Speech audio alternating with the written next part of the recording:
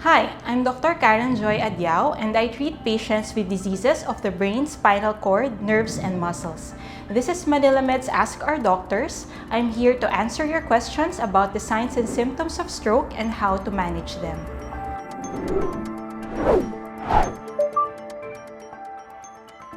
Let's go over Twitter and start with the first and most basic question that everyone should know. At Jane Santa Maria asks, what causes a stroke? A stroke is your brain's equivalent to a heart attack and is a life-threatening condition that requires immediate medical attention. Stroke can either be caused by a blockage or a rupture of artery or blood vessel causing brain tissue damage. At Charles Magbanua 87 asks, how do I know if I or someone I know is experiencing a stroke and what do I do? A fast way to determine whether someone is having a stroke is to remember the acronym FAST. The acronym stands for F for facial drooping. When we ask the person to smile, we would notice that one side droops. A stands for arm weakness. Ask the person to raise both arms forward with eyes closed and see whether an arm drifts downward. Look out also for S, which is speech difficulty, and notice whether the patient is having slurring or difficulty with speaking. If any of the symptoms are present, remember T for time because time is brain. Every second counts and the person needs to be brought to the emergency for immediate medical attention. Now, Stroke Spotter 91 asks, what are the common symptoms of stroke?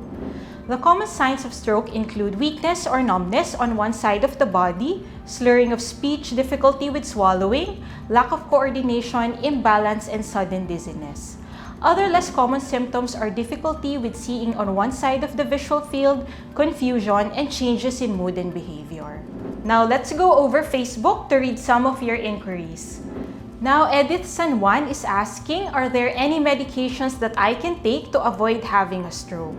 Patients who had stroke in the past are usually prescribed with medications to prevent another stroke. And this includes antiplatelets or anticoagulants and antihypertensive medications. Patients with conditions such as diabetes, hypertension, and high cholesterol levels should also be given medications to control these risk factors. But always remember to consult your doctor first before starting any of these medications for proper guidance and assessment. Matthew Jacob Fernando is asking, will I return to normal after experiencing a stroke? Recovery and how stroke affects an individual depends on the stroke size, location, and severity of the stroke.